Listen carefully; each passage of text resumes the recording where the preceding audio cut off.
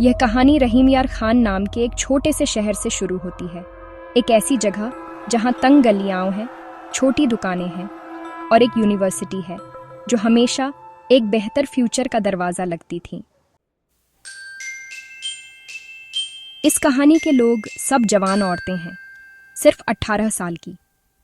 वे classmates, friends और कल के लिए सपने देखने वाली स्टूडेंट्स थीं।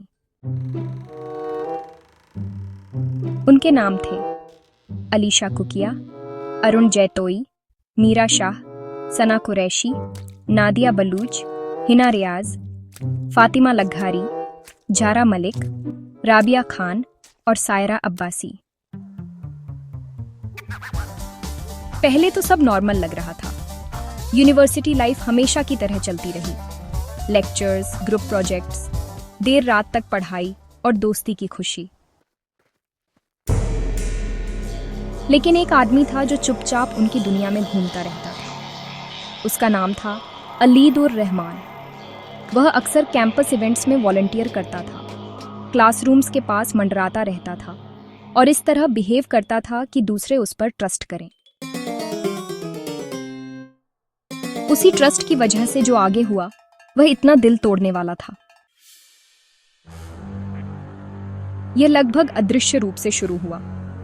एक स्टडी ग्रुप के दौरान दी गई एक मीठी चीज, एक छोटे सेलिब्रेशन में बांटी गई एक ड्रिंक। किसी को नहीं पता था कि इनमें सेडेटिव्स मिले हुए थे। जल्द ही उन युवा महिलाओं को अजीब लक्षण महसूस होने लगे, जैसे आपको पता है, याददाश्त में कमी बिना किसी वजह के, बहुत ज्यादा थकान और फिर कुछ और भी चौंकाने वाला ऐसी प्रेगनेंसीज जिनकी उन्होंने कभी उम्मीद नहीं की थी और न ही समझ पाई थीं। अलीशा को सबसे पहले एहसास हुआ कि कुछ गलत है। लगातार 10 दिनों तक उसे तबीयत खराब महसूस हुई और उसे लंबे समय तक की बातें याद नहीं आईं। जब वह आखिरकार एक क्लिनिक गई तो सच्चाई सामने आई। वह प्रेग्नेंट थी। कुछ समय बाद अरुण को भी यही अनुभव हुआ। फिर एक एक करके बाकी युवा महिलाओं को भी यही सच पता चला। 10 जिंदगी हमेशा के लिए बदल गईं। पहले तो वे चुप रहीं। उन्हें शर्म, इल्जाम और अविश्वास का डर था। उनके समाज में इज्जत उनकी बाकी जिंदगी तय कर सकती थी। आवाज उठाना नामुमकिन लग रहा था। लेकिन खामोशी से घाव नहीं भरते। धीरे धीरे वे एक दूसरे को ढूंढने लगीं। प्राइवेट बातचीत सीक्रेट मीटिंग्स में बदल गईं। उन्होंने कंपेयर किया कि क्या हुआ था। याददाश्त में कमी, अचानक बीमारी और वही आदमी हमेशा पास में। जिस नाम में उन्हें सब में कॉमन पाया वह था अलीद उर रहमान।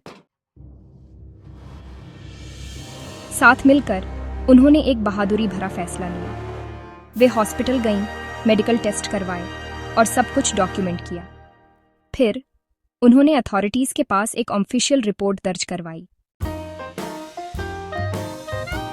पहले तो उन्हें विरोध का सामना करना पड़ा। कुछ लोगों ने उन पर शक किया, दूसरों ने उन्हें चुप कराने की कोशिश की, लेकिन उन युवा महिलाओं ने अपनी आवाज को दबने नहीं दिया। तो पुलिस ने जांच शुरू की। उन्होंने आगे बढ़कर CCTV footage, phone records, medical reports और स्टूडेंट्स की गवाही इकट्ठी की। यह सारे सबूत, आपको पता है, बहुत साफ तौर पर एक आदमी की तरफ इशारा कर रहे थे, अलीद उर रहमान। समुदाय, खैर, वह बंटा हुआ था। कुछ लोग पीड़ितों के साथ मजबूती से खड़े थे।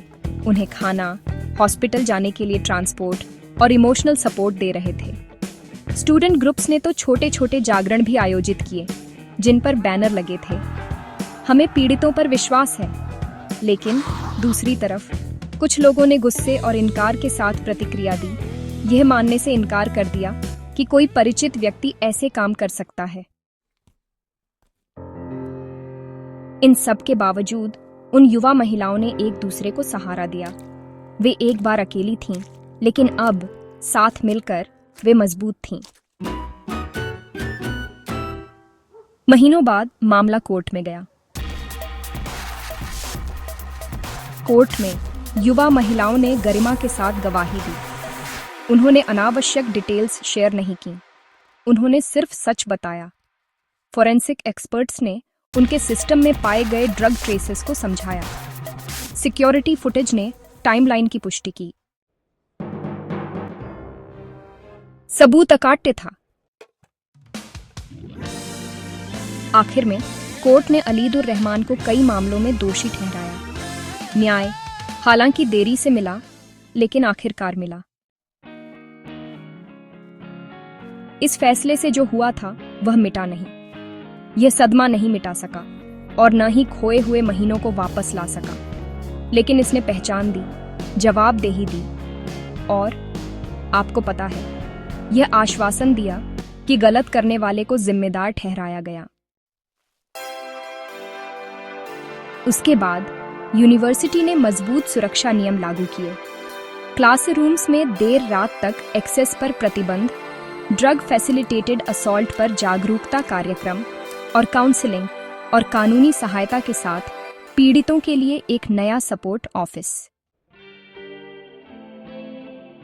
10 युवा महिलाओं अलीशा, अरुण, मीरा सना, नादिया, हिना, फातिमा जारा, राबिया और सायरा, हर एक ने अपना रास्ता चुना। कुछ ने पढ़ाई से ब्रेक लिया, जबकि अन्य और भी ज्यादा दृढ़ संकल्प के साथ वापस लौटी। लेकिन वे सभी, आपको पता है, एकजुट रहीं, एक दूसरे को सपोर्ट करने के लिए नियमित रूप से मिलती रहीं।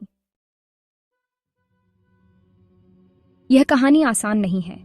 ये टूटे हुए विश्वास और ईमानदारी से कहूं तो न्याय मांगने के लिए जरूरी साहस के बारे में है, लेकिन यह लचीलेपन के बारे में भी है। 10 युवा महिलाओं ने चुप रहने से इनकार कर दिया। उन्होंने शक को सबूत में, डर को गवाही में और शर्म को एक्शन में बदल दिया। उनकी बहादुरी ने कैंपस को उनके बाद आने वाले सभी लोगों के लिए सुरक्षित बना दिया।